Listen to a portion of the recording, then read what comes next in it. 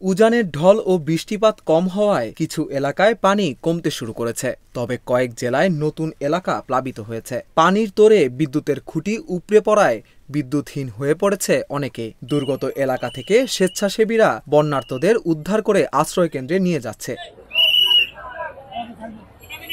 কুমিল্লায় গোমতী নদীর পানির উচ্চতা কিছুটা কমেছে, তবে শুক্রবার বিকেলে নতুন করে প্লাবিত হয় 50টি গ্রাম। এসব এলাকার অন্তত 1.5 লাখ মানুষ চরম ভোগান্তিতে রয়েছে। দুর্গত এসব মানুষ সহ আদর্শ সদর 14 গ্রাম ও লাঙ্গলকোট উপজেলার 7 লাখ মানুষ বন্যায় ক্ষতিগ্রস্ত হয়েছে।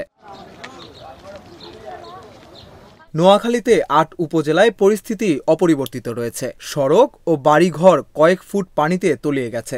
এসব জায়গায় 500 টনের বেশি চাল বিতরণ করেছে প্রশাসন। বন্যা পরিস্থিতি মোকাবিলা প্রসঙ্গে নোয়াখালী জেলা প্রশাসক দেওয়ান মাহবুবুর রহমান আশ্রয়কেন্দ্রে অবস্থানরতদের ধৈর্য ধরার আহ্বান জানান। প্রতিটি আশ্রয়কেন্দ্রে ত্রাণ পৌঁছানোর কাজ চলছে। সঠিক সমন্বয়ের মাধ্যমে প্রতিটি কেন্দ্রে ত্রাণ পৌঁছাবে বলে আশা করছেন তিনি। ফেনীর 6 উপজেলায় 10 লাখের বেশি মানুষ পানিবন্দী রয়েছে। এ পর্যন্ত উদ্ধার করা হয়েছে অন্তত 50,000 জনকে। বর্তমানে বিদ্যুৎ বিচ্ছিন্ন সব এলাকা। সশস্ত্র বাহিনী সহ বিভিন্ন আইনশৃঙ্খলা রক্ষাকারী বাহিনী এবং স্বেচ্ছাসেবী সংগঠন ত্রাণ বিতরণ ও উদ্ধার তৎপরতা চালাচ্ছে।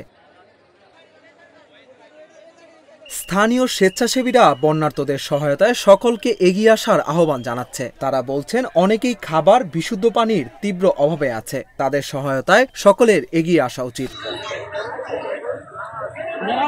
বৃষ্টি না হওয়ায় চট্টগ্রামে হাটহাজারী ও ফটিকছড়িতে পানি কমেছে, তবে দুর্ভোগে পড়েছে 70,000 মানুষ। খাগড়াছড়িতে পরিস্থিতি অপরিবর্তিত। দীঘিনালায় এখনও পানিবন্দী কয়েক হাজার মানুষ।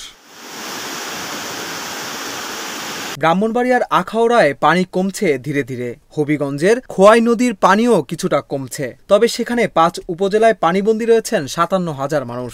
স্থানীয়রা বলছেন, পানি কমলেও নিজেদের বাড়িতে গিয়ে থাকার অবস্থা নেই। বন্যায় সব ভেসে গেছে। মৌলভীবাজারের কমলগঞ্জে পরিস্থিতির উন্নতি হয়েছে, তবে মনু নদের পানির কারণে নতুন করে প্লাবিত হওয়ার শঙ্কা রয়েছে অনেক এলাকায়।